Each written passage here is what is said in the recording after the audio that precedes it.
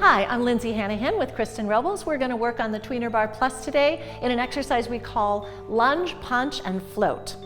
So, as always, we want to make sure that the person is comfortable with what they know, and what they know is how to do a lunge with the ropes on the CoreAlign. So we're going to just let Kristen do a couple of lunges.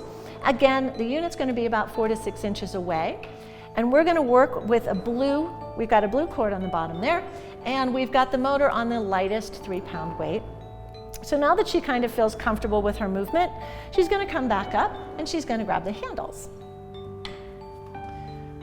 Okay, and she's going to do that same movement, but this time we're going to start again kind of like we did in the reverse walking. We're going to lunge out here, and this time she's going to punch both arms out in front of her and come back. So she's lunging on one leg, punching with two. So this is the lunge punch part. Pressing back through her leg and forward through her lunge, using those hamstrings and pushing, pushing, pushing.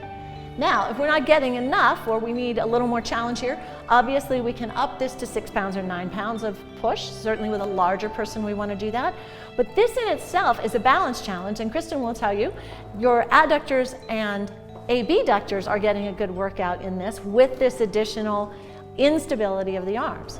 Now Kristen's going to switch to one arm, so she's going to punch with one arm. Again, we're lunge, twist, and punch, but this time, lunge, punch, and float. We're going to lunge and punch with one arm now.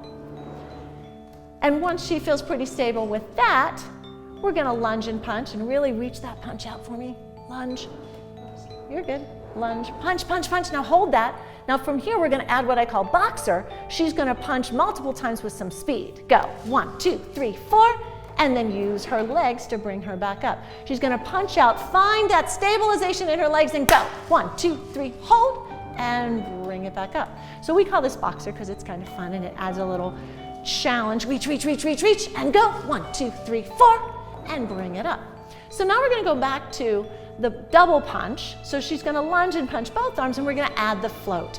Now the first part of the float is, again, we're stabilizing through both legs. We're looking for that anterior and posterior sling challenge, and she's going to float her arms up and down. Exhale and pull down. She keeps reaching and going out there, opening that back and pulling down. Her psoas is coming into play a lot here, along with her low traps and her lats, and of course her lower body stability. Now she's going to add her legs. So as she brings her arms up, she's going to let her legs bring herself up, organizing. Exhale, switch legs, and come back down.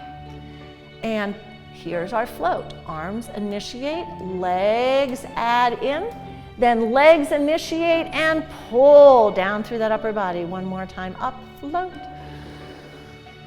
And press back down, and then she can bend her arms and come back in. Obviously, there's lots of variations you can do here, but this is a great way to eccentrically work your psoas, get your low traps engaged, and really work on lateral stability in the legs, particularly when you do things like boxer and add that upper body rotation while you're stabilizing through the lower body. So that is lunge, punch, and float.